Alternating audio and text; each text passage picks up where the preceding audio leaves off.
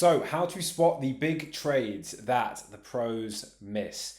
This all comes down to understanding narratives and breaking down three specific beliefs that need to be broken and rebuilt in order for this to happen. Because we all know in trading, in order for you to make money, other people need to lose money, right? It's you are not right when everyone else is right. You have to be right when other people are wrong. And so the big thing with narratives is being able to one, identify the story of the narrative, and also identify what everyone else's story is. And when there's a divergence, at that point, you may have something.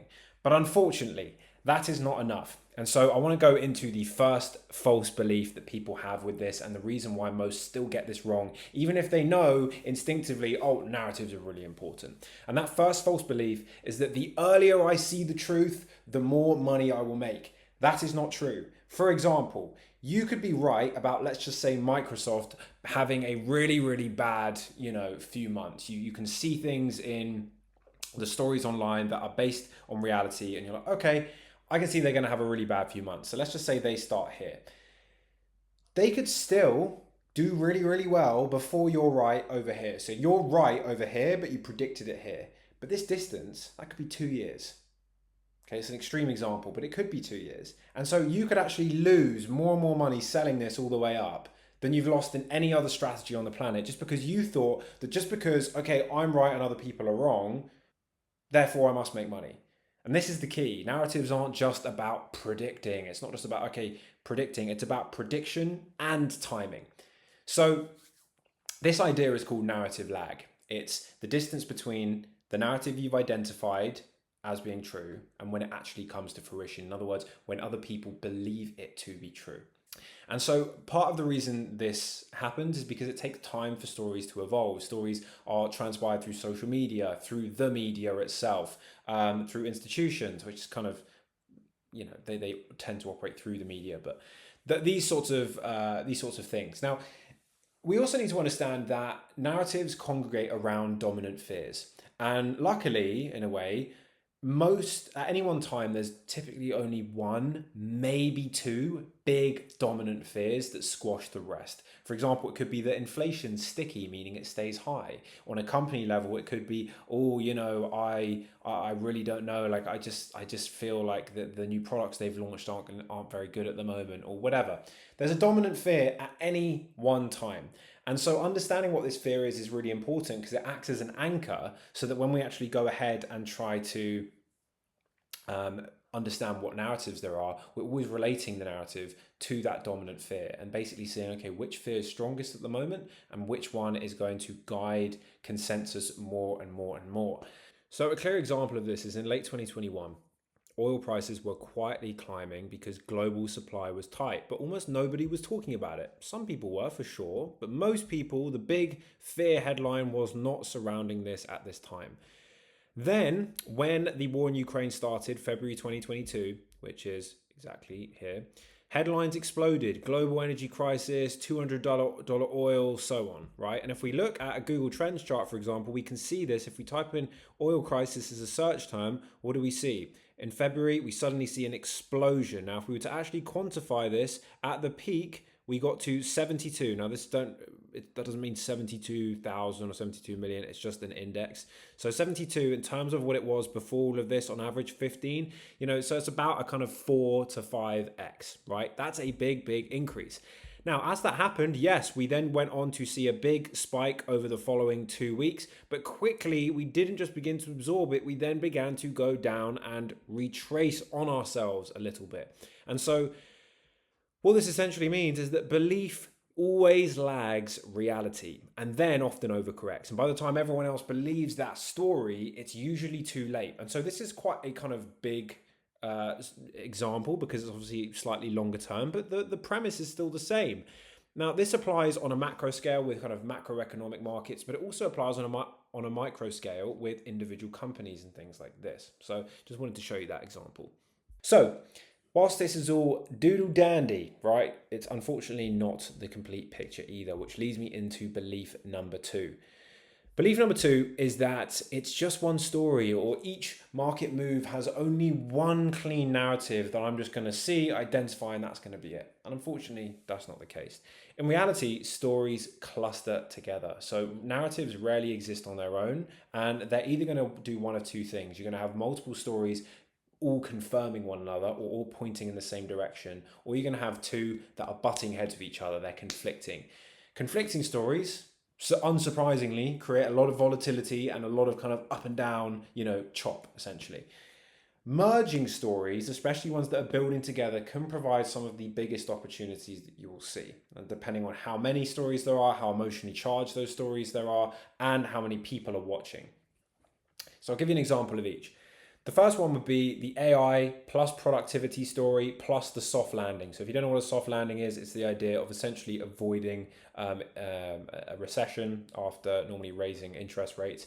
And all of these things are mutually reinforcing one another, and they are keeping a rally alive for longer and longer and longer before any kind of specific data can often come out, because the fears are it's essentially just compounding. It's like one fear, another thing confirming the fear, another thing confirming it. Obviously, there's going to be more fear, and therefore that's going to drive movements in larger cap stocks. And by the way, if you haven't seen my last video where I was breaking down narratives and the way that I'm looking at them, it's really important that you probably watch that in order to understand in fullness what I'm talking about here. So I'll leave the link for that in the description box below. If there are a few links, I will clearly label previous video, next video, etc., just to make it easier for you.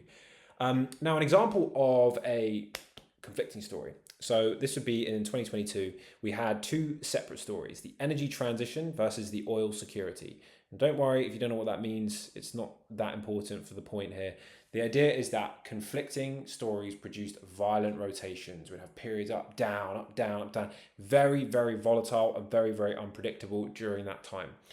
And so, as I said, if we were to condense this into an aphorism, emerging stories extend belief cycles, conflicting ones create chop.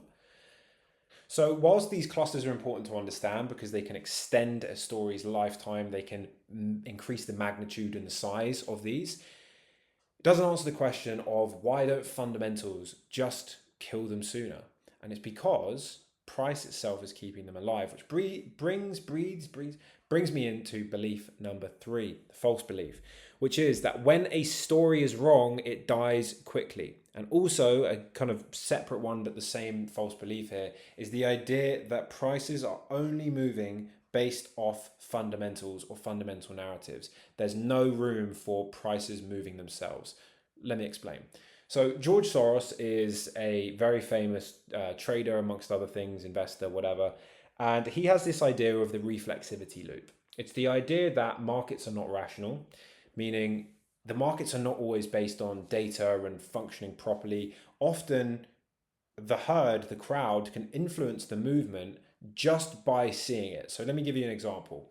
Let's just say we have prices that start going up. More and more people start talking about it, saying, oh, this is the hot market of the week, or this is going up. More and more people start talking about it, which makes people more and more confident, which means they put even more money, which makes it go up and up and up. People see it going up, so it gets even more coverage, which makes people put even more money. And eventually what you have is you have a cycle that's not actually based off the fundamentals. It's based off essentially a giant cycle of fear of missing out and confidence. Again, it's all emotional. It's building off that emotional tone. And eventually what happens is that eventually dies and the reverse starts happening. And it's this idea of constantly edging around. Now, if you think about it in terms of what I spoke about in my last video, which in case you didn't see, if we take a long-term investor like Warren Buffett, he's basing his investments off of fundamentals. Fundamentals are great, but the time horizon is important depending on the fundamentals you use.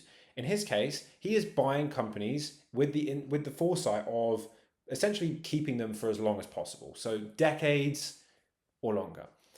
Why is this important? Well, because he talks about a concept called Mr. Market a lot. And it's the very simple idea of if you buy a stock here, or whatever the market is, and you assume that by the time, in whatever time you just know that it's going to go up.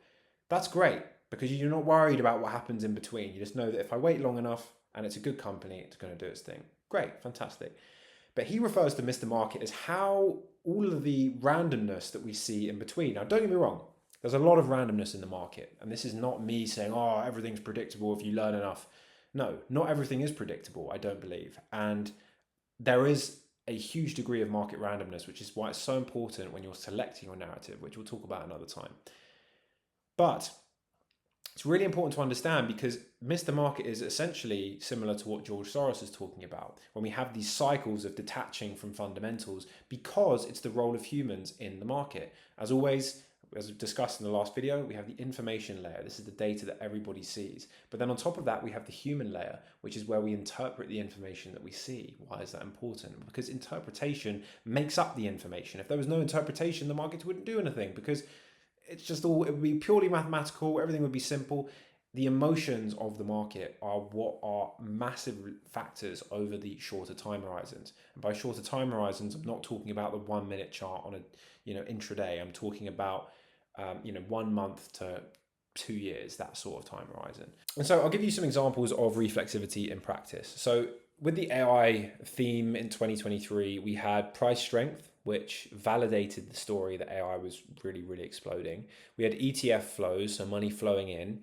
Plus, we had headlines of ETF flows going in. We had option chasing, amongst other things. And this created a feedback loop, because the more prices went up, the more these stories were published, which meant the more money, blah, blah, blah, blah. And what do we see? A huge rise. Now, that's not to say that these rises can't last a long time. Of course they can. However, situations like AI are not ultra common, or they haven't been common historically, because AI is something that is extremely exponential in its abilities, and something that we've never dealt with before. And this is again tying into narratives more. How on earth could we price in what we perceive as true value, which is what the markets do? How could we even price that in if we're dealing with something that we've never dealt with before? You can't use history for everything when something's totally different. You could compare AI to the Industrial Revolution. Great. But it's nothing like the Industrial Revolution, besides the fact that it's massively, game changing in terms of changes the whole way that we operate as a society. But forecasting how it's going to happen, the effects it's going to have, we can only guess, which means that human interpretation is the key. Narrative is the key in those sorts of stories, because we don't know. And when we don't know, we have nothing to rely on except the stories. Therefore, if we can map them, that's going to be the key thing. So this is why, for me, it's all about the adoption arc. What's this? So this is essentially how we begin to map that cycle. So we have reality shift. This is where things begin to change in the real world. We have the early adopters who are very good at spotting new things and jump on the bandwagon. Then the media eventually picks it up. Then retail get involved, and retail traders, and they typically saturate it. We have the big trend traders riding things up, and then eventually things decay, and depending on how intense the bubble was, it can reverse and go against the trend that it started. That's the idea. Now, this is the overview of how that cycle works. But in order to actually be able to read this cycle in real time, be able to map it, be able to use it to translate it into trading opportunities and separate our story from what the consensus believes, and understand how to spot both of those, and understand where there's a gap between them to spot them as pricing. That's what I talk about in this next video, somewhere around here, or I'll put it right down below as well for you as well. See you there.